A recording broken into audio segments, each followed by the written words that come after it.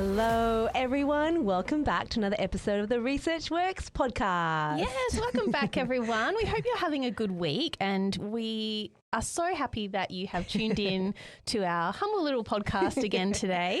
Yes. Because we have a wonderful guest, and I think I'm going to take some liberties and call him a friend of the podcast. 100%. Because he has joined us for one of our most listened to episodes. Yes, indeed. And I'm drawing it out for building suspense. Welcome, Professor Andrew Whitehouse. Oh, Welcome. I'm definitely a friend. If you'll be a friend of me, I'm a friend of yours. Absolutely. Yeah. I love it. Thank you for coming back. I mean, that's a big thing. First is getting them on the show to start off with. Yep. And he came on the show right at the beginning when we just started. Yeah. So, like, we were kind of just, nothing much had been happening. No. Yeah, so we didn't have as many lights in the studio as we do now. That's right. Yeah. We actually have a studio now. We have a studio. You have plants in the studio. It's even better. We have plants. Yeah. I know. It's all a little bit techie. Yeah. So thanks for coming back, though, Andrew. Oh, it's my pleasure. Thank you so much for inviting me. I love this. And I know that, whenever you talk, people always walk away feeling much richer. And I know I feel that all the time. So I know that when people listen to this conversation, the pearls of wisdom that you're going to impart, and that's, I think people are going to definitely be thinking deeply about their practices. So I'm really excited. Thank you so much. No, I mean, it's a thrill to be here. It's funny you talk about wisdom, and I think we'll talk about this throughout the podcast, but so much of the wisdom happens when you're talking with families. Yeah. That we bring part, they bring part, and Yeah. together that's where the wisdom happens. So I hope I can hold up my end of the bargain today. God. Let's give it a shot. Let's All see. right. Pretty confident that you can. So today we're going to talk with Andrew on the topic of how much is the right amount of therapy. And this has stemmed because you published a blog on the CliniKids website on this topic, and we thought it'd be a really good opportunity to have you come and join us in the studio and talk about this really important subject that is backed up by a body of evidence. Yep. And it's something that comes up, I think, all the time these days. It's very topical at the moment, obviously in the autism space, but I think in child health more broadly. I think so too. Yep. 100%. It's a constant front of mind for families, which means that it's a source of anxiety, guilt, and genuine intrigue. So it's so great we're talking about the elephant in the room. Yeah. But before we get stuck into that, we need to tell our listeners a little bit more about you, Andrew. So Andrew is the Angela Wright Bennett Professor of Autism Research at the Telethon Kids Institute and Professor of Autism Research at the University of Western Australia. He's also the Director of CliniKids, Research Strategy Director of the Cooperative Research Centre for Living with Autism, or the Autism CRC, and Adjunct Professor at Curtin University and Edith Cowan University. Andrew is the current President of the Australasian Society for Autism Research. The aim of Andrew's research and team of researchers is to support young children and their families to reach their full potential through the development and translation of cutting-edge evidence-based practice. That's a good one. Get a life, Whitehouse. God, God. Oh, it's a pretty busy life by the Oh, sounds come on, how boring. No, not at all. But I think, wrapped up in that introduction is a lot of really important work that you and your team do. So Totally. So absolutely. It's me here, but there's a million people that's contributed to that. Yeah. That's the beauty of it. So, Andrew, the podcast has evolved a little bit since you were last in the studio, given that you were one of our first guests. So we have added the little icebreaker question to our format. So this is the first time that you get to experience the icebreaker question before we get stuck into the nitty-gritty of this blog. So if you could watch one movie again for the first time, what would it be and why? Oh, it's a tough one, isn't it? Because, gosh, I must have seen hundreds. I have to say, you know how we all have a childhood movie that we watched on repeat, and people of my vintage, it was a VHS, and you get From all those. Blockbuster That's video. right. Yeah. So for me, it was The Karate Kid, and I don't know if you've ever watched it as an adult. It holds up very well. Now the reasons are number one. Number one, everyone loves an inspirational kind of sporting story, and that sort of good prevailing over evil. is a fabulous sort of element of that story. But I think perhaps as an adult, you start to see subtle themes that I'm not even sure that the filmmakers knew were there. So I'm reading a bit into this. But the sort of paint the fence, wash the car, paint the house, the notion that we do so much work and that it only comes together on the 100th try because of the 99 before. I think that is exactly a message that we could and should impart to ourselves as our colleagues, our kids and everyone around us, that if anything happens, it's only because of the 99 times that you gave it a shot beforehand. So did I read something deep into something that's really just entertainment? No, okay, so totally. No, that was so an emphatic justification for why. I love it. Yes. Definite pass. Oh, that was a good movie. All right, for me, I would say it's around the same sort of era. It would be Back to the Future. Oh, yes. Oh, you know, when you watch it again as an adult and you go back and you watch it, same thing, it holds up. But can you imagine what it would have felt like the first time seeing like the car fly and the lightning bolts and the traveling? It was so magical. It was like probably the first time I felt like I was just transported in this amazing place. Things that you might normally read just came to life. And I really, really loved that one. Yeah, Back to second the that. Future. Such a good film. Yeah. What about you, Ash? Well, I thought about this a lot, and I think I had to, in the end, go with The Lion King. Oh, yeah. And the reason for that is because I cannot enjoy the first half of that movie now, knowing what happens in the second half. Spoiler alert. It's so true. When Mufasa dies. Oh. And it was like, what happens? So it's too emotional. I can't enjoy the big opening, song and dance because I'm like, oh, you know what's happening. Yeah, true. It's just, it's tainted with sadness now. So I'd like to just go back and watch that again. Yeah, that's a good point, actually. I remember when I watched Lion King musical. Yeah. And that whole thing is really amazing. But as it all happens, you're like, oh no, it's going to be so tragic. It just like looms over you. Yeah. I like it. Anyway, sorry to end things on a slightly morbid note. That's all right. And Scar doesn't prevail. So, that's true. Yes. Coming back to the... There we go. Good prevailing over... Love. Yep. So let's move on to slightly less frivolous topics. Andrew, it's been a few years now since we had you on the podcast. I know that you and your team have been incredibly busy since then.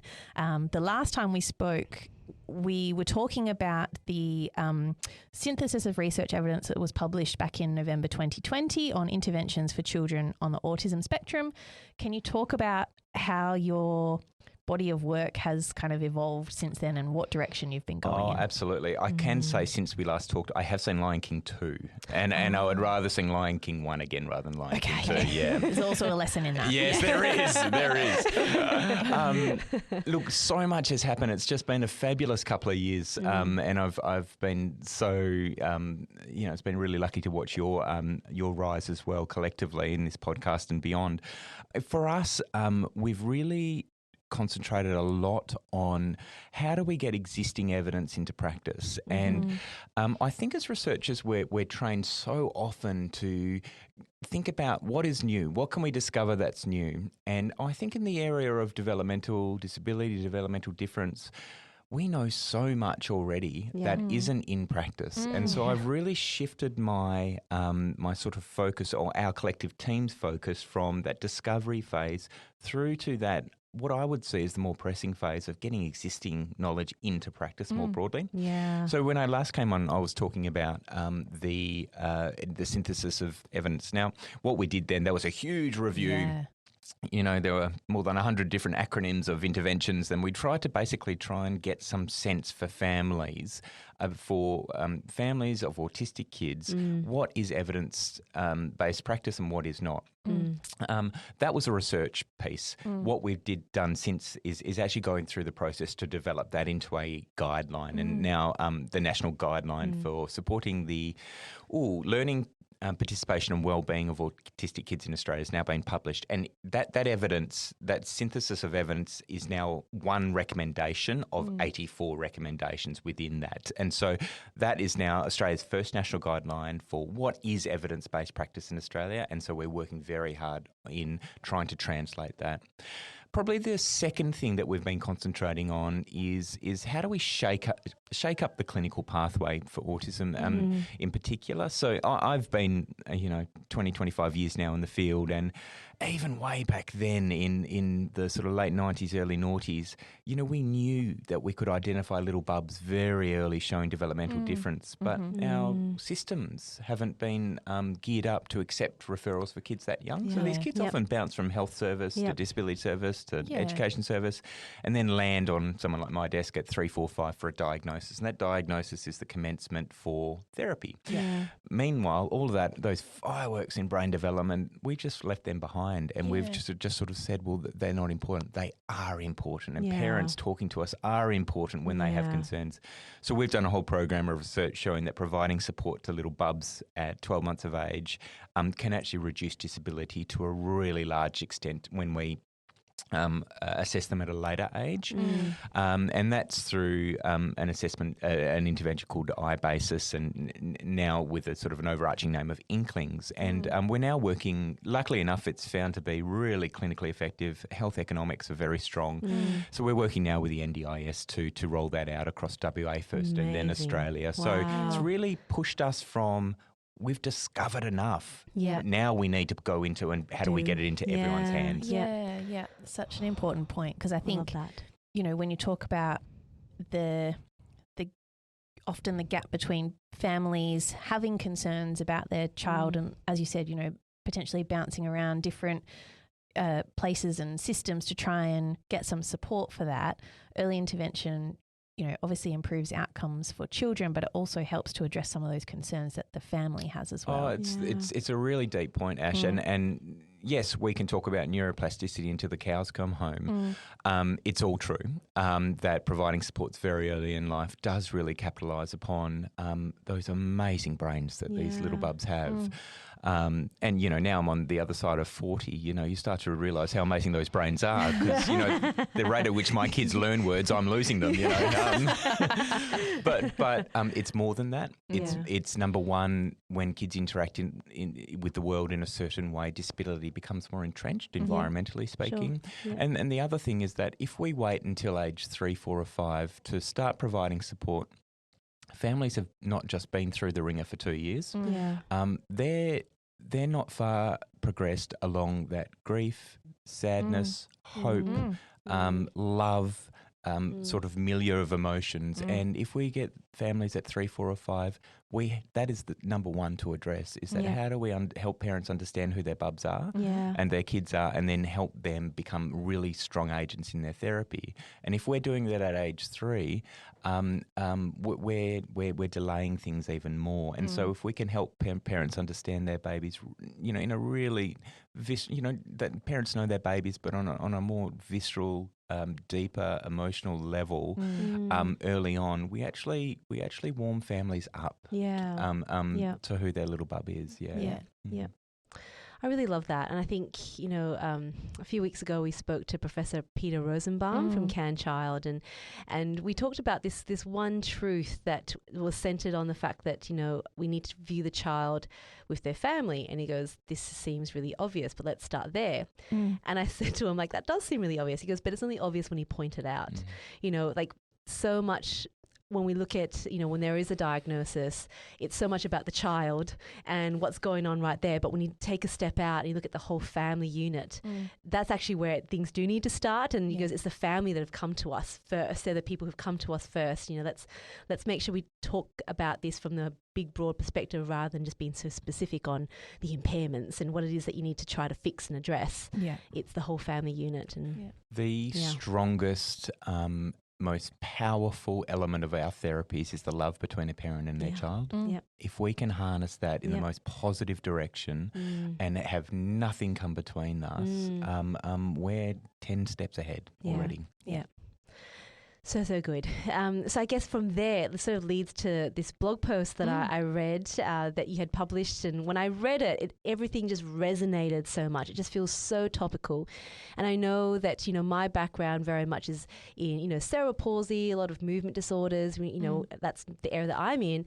But I know you wrote this within the context of a lot of the families that you see, but it really does cross over so much. So I guess the question that you sort of pose is, how much is is too much therapy in a way, but it's a useful question, but you also pose that it might not be a particularly helpful question sometimes as well. Why is that? It's not a helpful question because it's confusing means and ends, and we're confusing that. And there's a historical angle to this, and indulge me for 30 seconds. Absolutely. In the area of autism, and I would dare say it sort of crosses developmental disability more generally, there were these early studies and around what we saw as effective therapies at that time. And essentially the therapies, the mechanism for these therapies, what these therapies were important, but ultimately the main takeaway was the amount of therapy that children received to see positive outcomes. Yeah. And if we think back to those papers, all we remember in the autism field is 40 hours a week. 40 hours a week. We don't really even remember what type of therapy or how the kids or anything about the kids. Yeah. I mean, you're just saying, but it's about the 40 hours a week. Yeah. Then there was a sort of a civil rights fight around, these kids and families really deserve public funding to receive supports. And that centred all around the amount of therapy. And so this idea of 40 hours, which was then scaled back to 20 hours, became this entrenched mantra that families must have 40 hours, must have 20 hours of therapy a week, and that's what the government must pay for. All of which is completely understandable when we see an environment that there was previously of an absolute desert for support. And so the ideas of an hours was a real key catch cry.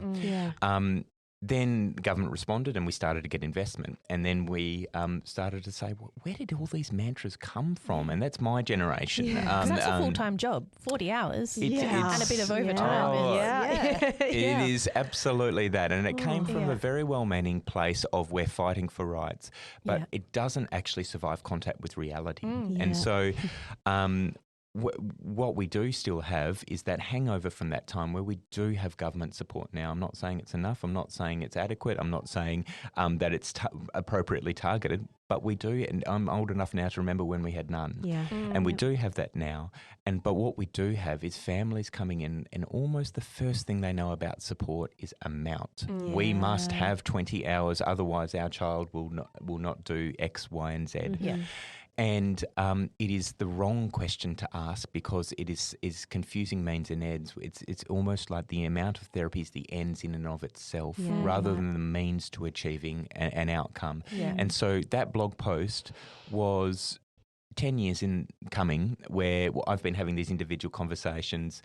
We've now done the research to really conclusively say that there is no set standard number of hours. More doesn't equal better, et cetera, et cetera, et cetera. We can say that with genuine, heartfelt clarity, and we need to start to take those views away from parents so they don't feel guilt about them being there because they're not true. Yeah.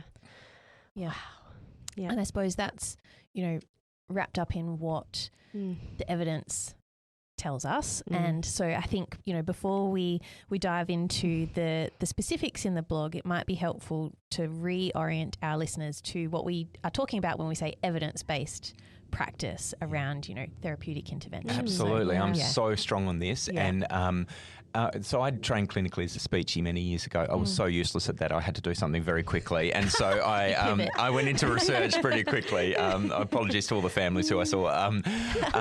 And so as a scientist, people may think that I'm going to sort of say, well, evidence-based practice, go to the literature, will tell you. It's absolutely not what evidence-based practice is, and I'm sure that your listeners would know this. It's a tripartite model. It's number one, absolutely the foundation is scientific literature. And when we talk about scientific literature, we're saying that under controlled conditions, with all things equal, this seems to be our best bet, our best guess as to how we go forward. Yes. That's all this evidence is that this is our starting point. Mm-hmm. Yes. But layered on top of that are two key and equal elements. Number one is clinical wisdom. Yep. The wisdom of not just training, but have seen families day in, day out for years, months, years, decades. There is wisdom that comes with that. And in terms of best guess, you come with a lot of best guesses based on your previous experience. Yep. And then thirdly, the wisdom that families bring to that context. Mm-hmm. I can bring all the science that I want, but I do not live their life. I do not know what makes them tick. I don't know what's important in their life. Just as a simple example. I'll finish that thought. It's that tripartite model of research evidence, clinical wisdom, and also the wisdom and context that those families bring. It's only when we get all of that together that we get evidence-based practice. Yeah. And I think, you mentioned before a phrase that I really cottoned onto and love, surviving contact with reality. Being truly evidence-based in your practice is, I think sometimes we fall into the trap of just, going by what the research evidence tells us, because it's there on paper and we can see it and we can try and implement it. But sometimes that doesn't survive contact with reality, right? So it's so important that doesn't just operate in a vacuum, that you do have those other really important contextual pieces of perspective and input into your practice. Yeah. So let's say there's a hypothesized world where hours matter. Hours is everything. And we say that there's 10 hours a week that is the best for everyone to get. Okay, what happens if that family requires, as a single parent and that family needs to work? Do you think that parent being able to, stressed out of their brain, take their child out of school to go and receive that amount of therapy is going to be the best for that child? Even in the most simple world, directly following literature is important, but it is not going to actually create the best outcomes. It is an element of three. Yep, that's right. Yeah. What about on the other side, if you've got a lot of clinical wisdom and you're working really closely with families, but the empirical evidence just simply isn't there? How do we talk around that? Because there's probably more instances of that around I can think of already where, it's clinical wisdom, years of practice, being, practicing for 20, 25 years, in your head what you feel works and families are coming to you because of that. Yeah. But it's not trenched in anything there. How would you talk around that? Look, in the ideal world, those three elements of scientific evidence, clinician wisdom, family wisdom, that they're equal. That's the ideal world. Yeah. In any real world, for any real context, one is going to be larger than the other two, and the two are going to be smaller than one, and they have to wax and wane. So there's two. One is a call to arms. We need to understand where there are gaps, and we need to actually go hard at that. But what I also don't accept that I think there are elements where when there is not a common truth that we share as clinicians, as families, we start to get into real trouble. And that's where we've come into a bit of trouble with autism, is that people can throw any paper, can throw any personal wisdom forward and say this is the truth. So there are 20 million truths in autism, and this is the purpose of guidelines, where we collectively get down and we say, here is the evidence. There are big evidence gaps, but if we can come to a collective conclusion around what are recommendations that we all say are good, that becomes a truth that we can all hang our hat on. Now, there are also elements of practice where there aren't guidelines, and I think that's probably the call to arms there, is that we need to develop those guidelines so there's a common truth. So I think more broadly, they're equal, those three parts, but in reality, they're never equal. But we need to remedy that before we get to the point where there are 20 million truths, which means there is no truth. Gosh, nicely put. Okay, so going through this blog post now, you laid out 4 clear facts that were really built on the research evidence of the past 3 decades. So you're really trying to say, what does the research tell us? And your number 1 point was early therapies and supports are important. I love that. Talk us through that. Oh, it is. It is. But 2 things can be true, and I really want to sort of emphasize these things. We've talked about, in terms of our brain unfolds in terms of development, in a really sequential pattern. What develops first is important for what develops second, and those two in combination are important for what develops third. Yep. And all of this, so much of this happens within the first year of life. Now, this is absolutely not to say that if we miss those first years of life in terms of providing support that life is over or there's not significant gains to be made. It's just not true. But it means in terms of our bang for buck, that's really where we need to look. And we really need to find ways to identify kids and support them early on, not just for brain development, but as we say, for family growth with their child. But really important to emphasise that by saying that early therapies are important, I am not saying that later therapies are not important, particularly when you go to school, when you go into puberty, when you're going through transitions out of school. We lose kids at every one of those points. And so both are true, and we need to emphasise that, not just in terms of reassuring families that that if you have missed that period's over, that there's not huge amounts of growth to happen for your child, but also because we need to maintain a focus on people all throughout their life. Just as I hope someone's focusing on me. My life. That's right. Yeah, because, children grow and change and their goals and what they want to get out of life and what their family wants to get out of life, that evolves and changes as well. So it's only natural that, therapy has an important role to play at each of those stages of growth and development. It does, and it just becomes different. So, for example, providing support, therapeutic support in that first year of life, whether it be, the physical support that Healthy Strides provides, or whether it's sort of more behavioural type support that my organisation, Clinic Kids, provides, absolutely will see significant learning, development, participation, but that is no more important than making a smooth transition to school. Oh my goodness, we change people's lives if they have a smooth transition to school. And so we're just talking about different changes, different supports. And I think within the whole context of therapy as well, we often, I think sometimes the picture of therapy is this sort of, one-on-one, what that might look like, but it's also, advice and guidance that all goes together, doesn't it? Like it's the support you provide within those sessions to the families. No, completely. During those times. And the sort of clinical and therapeutic sort of gains that truly make me tear up when I think about them is, yes, those first moments, or when they say mum or dad for the first, oh my God, you sort of, you're in raptures for that family, but it's also those families' breakthroughs in terms of how much they, those moments where they sit down and they have these realisations of the amount of love that they have for their child and what they would do for their child to support them no matter what, even though it is bloody hard sometimes, that they are breakthroughs. I love that. Yeah. So the second point, which I think we've kind of we've touched on and talked about a little bit so far, is that there's no standard amount of therapy. So let's just talk a bit again, just to kind of reiterate that point, the link or lack thereof between, the amount of therapy and outcomes. Yeah, they're again, in the autism field in particular, it was a 40 hours per week maximum and minimum, and then it was sort of shaped down to 20 hours a week. I'm loath to criticise the sort of origins of this. It came from a sort of a public campaign that we deserve support, we deserve public funding. It's also wrong. In terms clinically wrong in terms of that there is a set number of hours that all children should receive, which leads to best outcomes.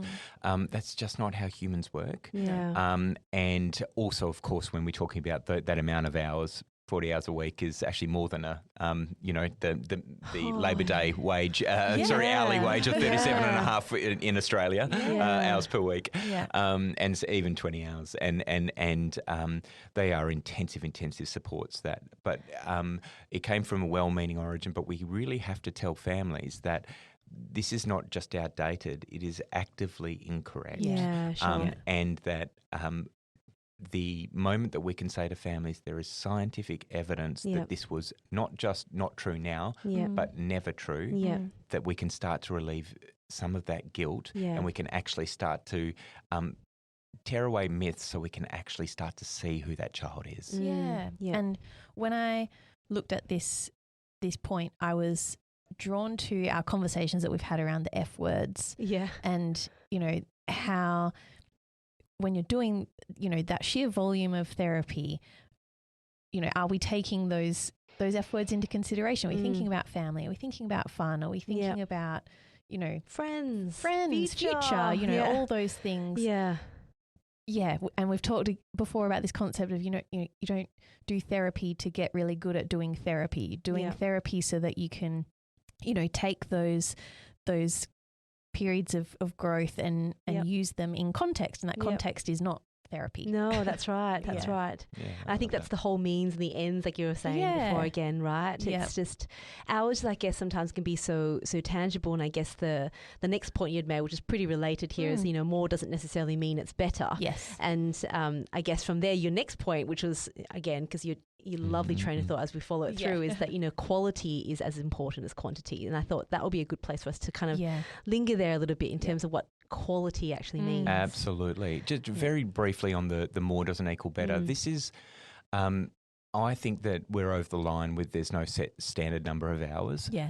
We're not over the line in terms of families' views around more doesn't equal better. Yeah. And I was absolutely prepared to go with more equals better until I really set to go into the literature and tried to understand what are we seeing? Is there any evidence on the most controlled conditions where families put their lives on hold to see does more equal better? And the reality, and this was this synthesis of evidence that we talked about last time, the reality is it doesn't. Yeah. And that there is no strong correlation at all between the number of hours a child receives and the therapeutic outcomes they have. Now, this doesn't mean that there's not a minimum number of hours that is likely to be important for a child. Of course, we need to work with each other in order to get better,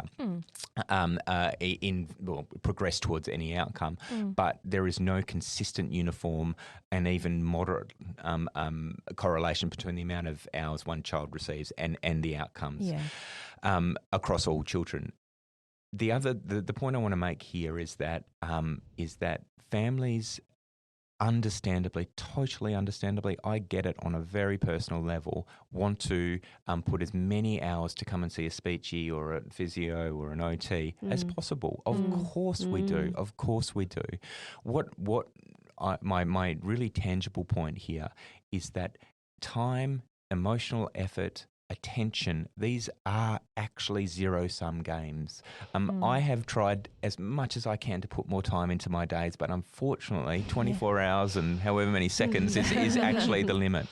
And so if you're wanting to jam that one more hour in, you are going to have to take something away from your life. Yeah. And I want families to have that discussion with me to say that if you're coming to see me, it better bloody well be worth it. Yeah. And so what are you taking out of your lives? On a personal level, there's something in our family Our family has a bit of a routine on Sunday mornings. Yeah. We go down and get a croissant. Okay. All right. Well, I'll go down and get a croissant, get coffees, bring them back. Love it. Yeah. We all sit down. It all gets messy. One child hits another. It all ends up in crying. And, and I make everyone enjoy it. God damn it. Enjoy it.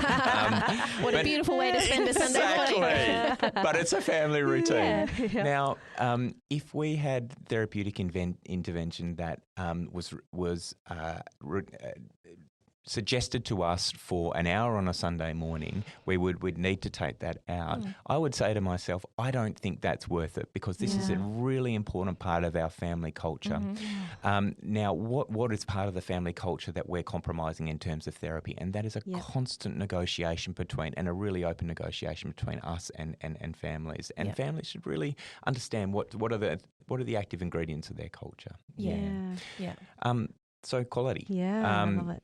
So, and this is a point around hours to the neglect of what's happening in those hours.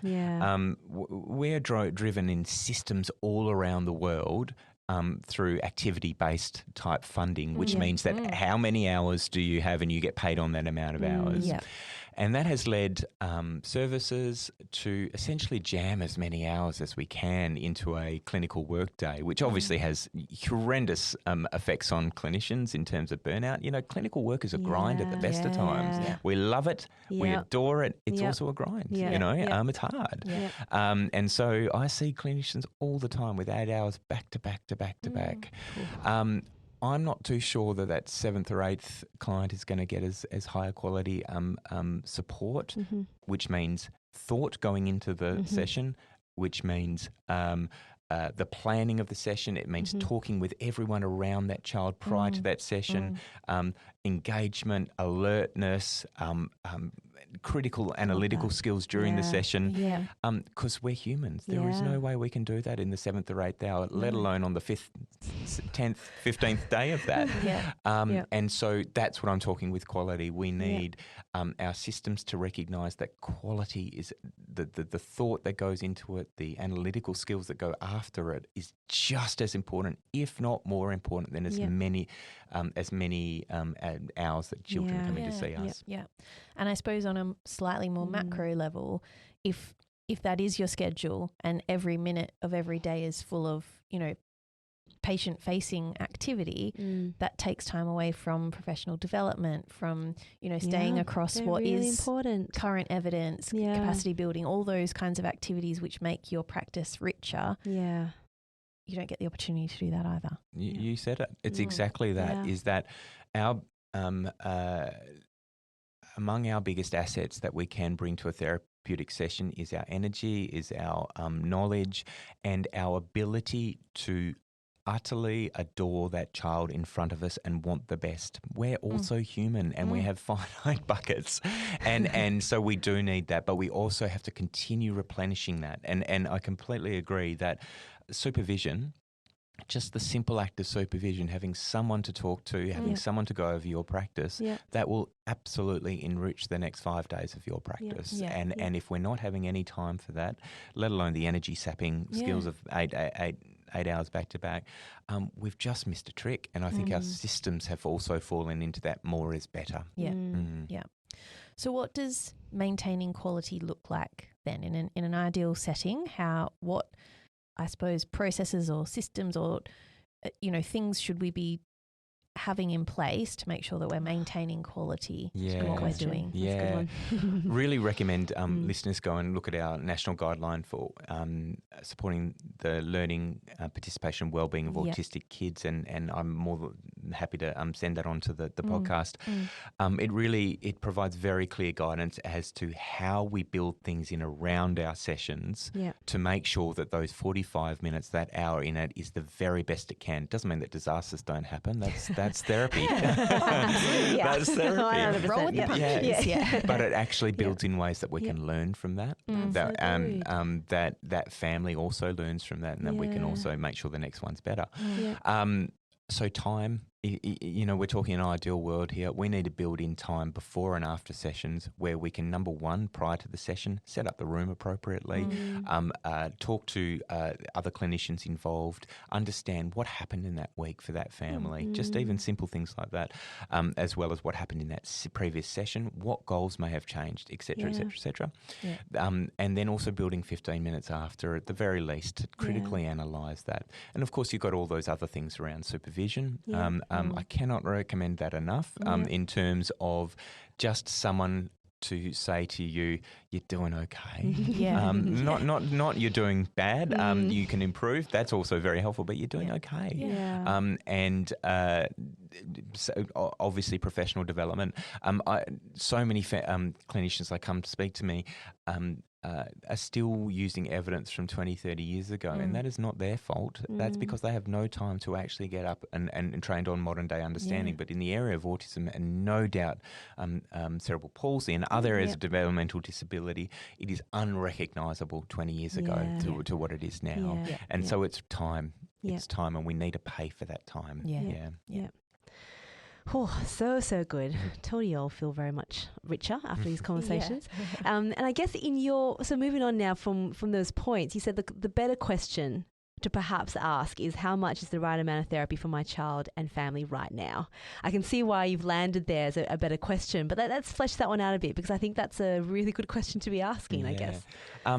It really goes to the individualisation, is that you as a child, you as a family bring a child at a certain time of life where you know all of the various prevailing winds and headwinds that are going on in your life at that moment. Yeah.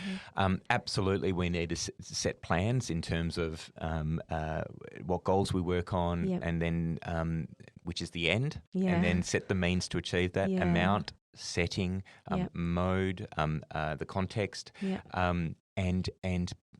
but we need to come in with an understanding that what we're doing is our best guess for now, based on all of the factors that I know, that I come in with as a clinician, and you come in as a family. And so it really sets the tone that that there are goals that we're seeking to achieve, and all ours is the means to achieve them. The other point I really enjoyed, probably because it's not intuitive to a lot of people, but sometimes we have to slow down to speed up. Can you talk us through, what you mean by that? Absolutely. This might be a little bit contradictory for people who haven't worked clinically. It is the easiest trap in the world, particularly when there is a sort of a small, we have a time window of funding for families to do back-to-back blocks of therapy sessions. Okay, finish this one, let's go to the next one, let's go to the next one, let's go to the next one. And we do not take the time, because often we don't have it, to sit down and think, is this the best time, this next block of therapy for this family right now? There are times when actually having a term off, so a 10-week block off, is the very best for them, because they are able to go and participate in footy, or they are able to go sing in the choir, or they are able to actually just go home and just slob around, be a kid. And I am incredibly, one of the sort of, in that latest guideline that we published, one of I think the most important recommendations we had in terms of the guiding principles of therapy is to honour childhood. Now, I realise I'm talking about kids here, but I think this is probably just on a humanhood. We often give little kids full-time jobs because of the kids that we see therapeutically, and so much of the time, I'd say the majority of the time, that is a bargain worth taking. But they are kids first and foremost. They have to have a childhood full of being inquisitive, full of play, full of boredom. All the things that we had. I'm hearing the Karate Kid music, and so taking that time to think, is this the best thing for this family right now? More often than not, we'll say, it is. But we need to have that honest conversation. We need to provide the space in which an honest conversation to say that you can come back to us. Right now, what's important is that you guys do this with your family.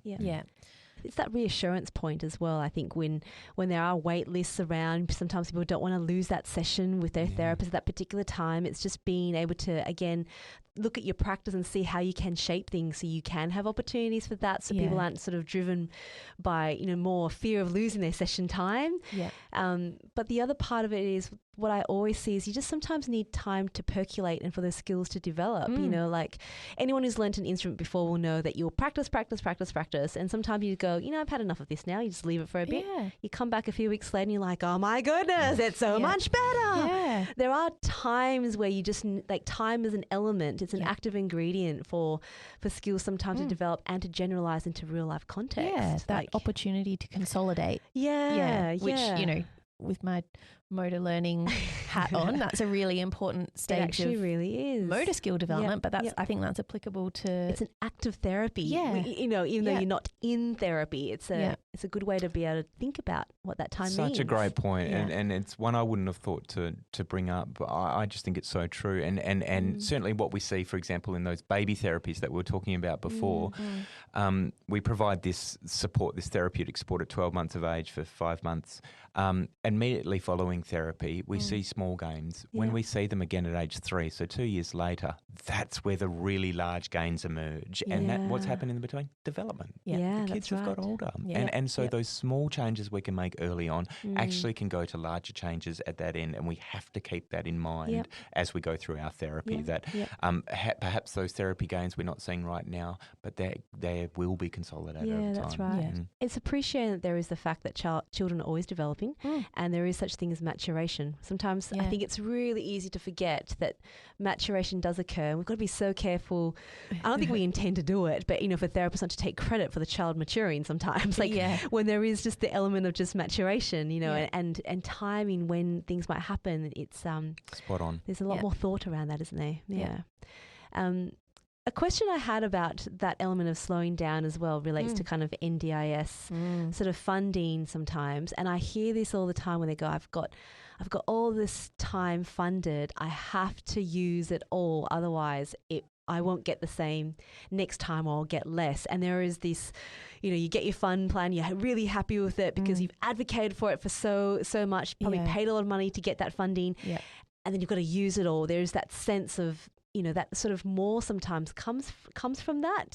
Have you experienced use it or that? lose it? That kind of thing, which is a really tough driver because you're constantly working at it. There's totally. No pause. Oh, completely. And we're, I'm talking here in this absolute vacuum and pretending to be naive of systems that drive us into different practices. And people don't develop these practices in a vacuum. They are driven that way in terms of how they can make ends meet. And the reality is, if you're doing disability really well, you barely break even, because it is hands-on, it is it's hands-on and really time investment. And so heavy on the time investment. Yes, we do have definite funding structure issues when it comes to actually aligning to best practice. I think part of this is because in Australia, our National Disability Insurance Scheme was developed at a time in which we didn't have clear guidance as to what is best practice. And so hours of therapy, activity was seen as the be-all and end-all. And you get this activity, you will, by 3, 4, 5, 6, 7, 8 years of age, you will show X gains. We obviously know that is not how it works. We know that's not how humans work. It may help systems, it may help computer systems, but it does not actually survive contact with reality, as we say. So yes, absolutely, there are systems driving to this. I think that we will start to see changes over the next couple of years with regards to this, because the spectre of losing funding is a real fear that we all fear, both on the clinician side as well as the family side. And we should be celebrating. I mean, I genuinely mean this with their family. We should be celebrating therapeutic gains and when families can actually use other systems other than the NDIS. Because, but unfortunately, it's not how the system has been designed, and we need those broader community supports to ensure that that's actually reality. Yeah. So, Andrew, the final points from the blog, I think we've touched on the fact that therapy needs change over time, and we've acknowledged that is, that is real, and that is something that we need to take into consideration with the families that we're working with. But something we haven't covered yet is the fact that therapy time extends to connection with the community. And I'd really love to hear your thoughts on that, because I think, this aligns really nicely with the F words that we've talked about earlier on. But what do you mean by that? It's means and ends. What's the ends of what we're trying to achieve? I walk through Healthy Strides and I see all of these amazing things happening, and I think, well, what's the ends of that? And the ends is that kids can engage with the community in the way that they want to. And that's the ends that we want, that they can engage in community, engage in society, engage in relationships in the way that they want to. And that means that we need to have that as practice all the time. You can't suddenly turn on a community tap and expect everyone to be there. So again, it comes down to that bargain. If a family is going to spend 1 hour with me, is that better than being at school? Number one. Sometimes it's not. Is it better than going to footy practice, even if that's really hard, but they still get to see those people they know at school? Is it better than going for an ice cream with your folks? Is it better than being bored at home? They will all have different answers for different families, but sometimes the answer will be, no, it's not better. And so when we're talking about engaging with the community, it's not, oh, well, they need a time off. It's actually, well, this is actually the ends through which what we're trying to achieve. And that should be a celebrated element of therapy. So I think it all comes down to that bargain. Is an hour with me worth more than an hour elsewhere? And often it'll be no. I think the other element as well is that therapy, for some families who perhaps do a lot of therapy, that is quite a safe space for them, and that community connection can be quite confronting. So, what happens in that instance where that idea of connecting with community is quite overwhelming or just feels too much for families? I totally agree with that, and it is scary. It's scary at the best of times. You know, we're all slightly anxious about engaging with people we don't know and engaging in a new community. It's just so happens that the payoff, if it all works out, is amazing, and so that's why we do it, as well as pressure. But nevertheless, how do we do it? Well, number one, we start early, and so that's not helping the families you're talking about. But I would absolutely recommend we start engaging in play groups, engaging in community groups as early as we can. That doesn't mean that you need to rush out and join the suburban choir. What it means is that that the opportunities that arise to you, don't hide your light under a bushel. Our society at the moment is so much more accepting, so much more understanding, so much more caring about developing friendships and relationships with you, and they will love your child just as equally as you do. For families who have felt nervous about doing it and are now sort of thinking about doing it, like everything in life, it is just experience, and you just got to try it once. You will find almost inevitably that the world doesn't cave in, even if it goes badly, and sometimes it does. I have it with my own kids, let me tell you. The amount of times I've walked out of Woolworths with a child surfboarded under my arm, and thinking, but you can't eat all the yogurt pouches that are sitting in the fridge at Woolworths. Totally the same. Totally the same. But you know what? The people you want to hang out with don't give a fig, and so it's experience. It's giving it a shot in a supported environment and seeing that the world doesn't end. It's brave. You know, what do we want to teach our kids? Ultimately, for us in our own household, it's being brave and kind. You know. Kindness in another, trouble, courage in one's own. And that's what it comes down to with these things. And ultimately, we as a community are here to help you. And so I think therapists have a really important role to play in having those conversations with families and supporting families to kind of dip their toe into that community environment, don't they? If therapy feels like the safe space, then the therapist has an active role to play in supporting them in that. I love that, Ash. I totally agree. Totally agree. That's absolutely part of our job. 100%. Yeah. I think thinking beyond our walls is actually really, really important. Always context. One of the programs we're sort of really trying to run this year is to translate a lot of that within community environments and libraries, and actually just helping them to make that link. And we're there to help them for that sort of first initial time, which might feel a little bit scary. And then eventually, once you've got the confidence for that, you'll fly. And that's the kind of support. I love it. Well, gosh, that was a good conversation. It was. Ed, it's nearly your turn. Are you ready? We'll find out. Well, here I go into the Tell It to Ed segment. As you know, Ed is our producer. He doesn't have a background in child health, but he has been listening. He's been pushing buttons and sliding up and down faders, that kind of thing. Listening intently to the conversation. And thinking. And thinking. Yeah. I think I saw a pen, at some point, maybe writing some notes. All right, Andrew, here's your opportunity to give about a 60-second pitch or so to Ed. And Ed, you'll have a chance for a question. All right, take it away, Andrew. Okay, Ed, I'm glad you've been listening. Look, early therapies and supports are so important to how we can best capitalise on early childhood and help families understand their children right from the earliest moment. I think we've got into a sort of a culture of thinking that more therapy equals better outcomes always. And the reality is that I've done the deep dive in the research and I can absolutely say that that's not true. In fact, it's really incorrect. What we absolutely know is that early therapies are important, but it must meet the needs of the child and the family at that time. So how do we get there? The way that we get there is by me bringing, or the clinician bringing the wisdom and the experience of their training, is by us understanding what therapies and supports are relevant and what does the science say about what is most important for that child, and then the family bringing all of that context to say that this is important for us right now.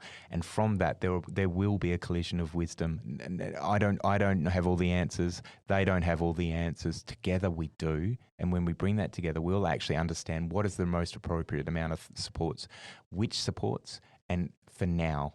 And that's a small short-term outcome, and then we'll review that after a little bit. But the key thing is that everyone has wisdom, and that you can bring that, combine it together, and together that's where the magic happens. Very nice. Very good. Very, very good. All right, to Ed, are you ready? Your turn for a question. So, Andrew, I've loved having you on the show. You're immensely eloquent with how you kind of describe evidence-based practice, and you make it really digestible for people like myself. There's been some great practical tips for clinicians. And I know that throughout the whole conversation, like time has kind of been a key component that's kind of tied all these elements together. And whilst I think I've followed really well, and obviously there's still a lot of work in education and all the rest of it to do in this field, my question was about the 40 and the 20 hours that you were speaking of earlier. And I'm just wondering, is there a falsehood that's kind of prevailed about maximising the neuroplastic responses when kids are really, really young, and how that might have a greater impact versus later on in life? And, you know, do families hear the F word mantra throughout their therapy journey, but then get stuck in a routine? Like, is there some element of re-education that kind of needs to be had with families about what they do in those very early years? Yes, there does. I think there needs to be one of the most important sort of movements that's happened in the last couple of decades has really been around neurodiversity and the idea that all kids are beautiful just how they come into the world. Some kids are also born with additional barriers, and it's actually our job not to change who they are as humans, but actually remove the barriers from their life so they can be whoever they want to be. And that's the re-education that I think that we're it's not the re-education, it's actually the education of families at the point that they identify their bubs developing a bit differently. There's a natural reaction to sort of say, oh, how do we get this away? How do we get this away? What we've actually changed with our therapies over the last 30, 40 years, this is the royal we, this is everyone, is away from how do we stop that child being this disordered child to actually how do we remove barriers so they can actually be who they want to be. And it turns out through all of our clinical trials, if we lean into neurodiversity and change our environments to meet the needs and how they develop, not only are therapeutic interventions more effective, families understand their children more, and actually fewer supports are required. Now, that doesn't mean that the child won't experience further barriers, but it absolutely means that we can appreciate the child for who they are and the family can fly with them. Yeah. Great. Oh, that was good. Great. Wonderful. Yeah. No, I think I'm speechless. Yeah. Ash. I was just thinking about how applicable that is to, all of the children that we work with. That's right. Not just those with autism. Aren't we lucky? So, Aren't we lucky? Yeah, we really are. Well, great question, Ed. Andrew, thank you so much for your time. It's, We know how busy you are, but we appreciate so much the time you carve out to have a chat with us. And we know that all of our listeners are going to really love listening to this episode as well. So remember, to all of our listeners out there, if you want to have links to this blog in particular or any other information about today's show, and the guidelines. The guidelines as well. We'll pop them all in there, researchworks.net. All the links will be there. And of course, there's a CBD form there that you can fill out as well if you want to keep this as a part of your record of your PD requirements. But once again, thank you so much, Andrew. It's so much fun. Thank you for having me. We hope you'll come back again. Yes. Because we will be inviting you back again. That's right. That's right. Have a great week, everyone. We'll talk to you all again next time. Bye. Bye.